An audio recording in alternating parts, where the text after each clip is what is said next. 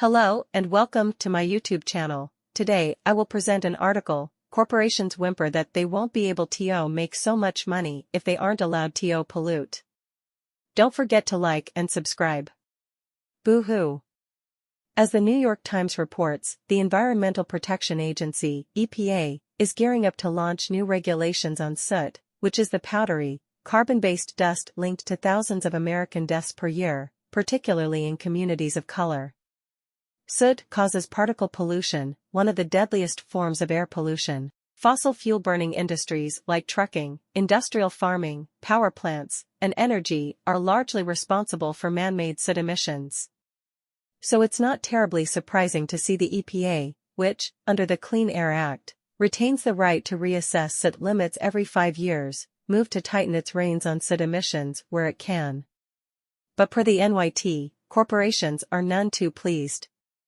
For months now, they've argued that the renewed limits will be untenable, perhaps even forcing them to lay off workers or worse, and disastrous for the economy at large. The cost of complying with this regulation would fall predominantly on the private sector, reads a letter sent to White House Chief of Staff Jeffrey Zients last month, signed by dozens of leaders in soot-offending industries.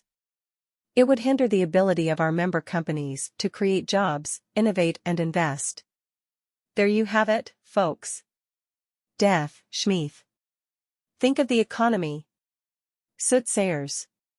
The government, for its part, appears resolved to go through with the crackdown, arguing, in addition to the public health benefit of it all, that maintaining the soot status quo would actually hurt the economy in the long run. As the NYT notes, though companies argued in that October letter that tightened regulations would reduce GDP by nearly $200 billion by 2031, the EPA estimates that the net benefits from averting soot-induced illness and death by reducing soot limits to 9 micrograms per cubic meter from the standing 12 microgram limit would add up to a staggering $55 billion by 2023. There's also a great deal of job promise in the renewable energy sector. Experts have also been careful to note that the economic benefits of the current soot status quo rarely trickle down to a company's surrounding community. As Catherine Garupa, the executive director of a California-based air advocacy group, told the NYT, the industry is generating wealth, but not for the people that actually live in the valley and are breathing the air.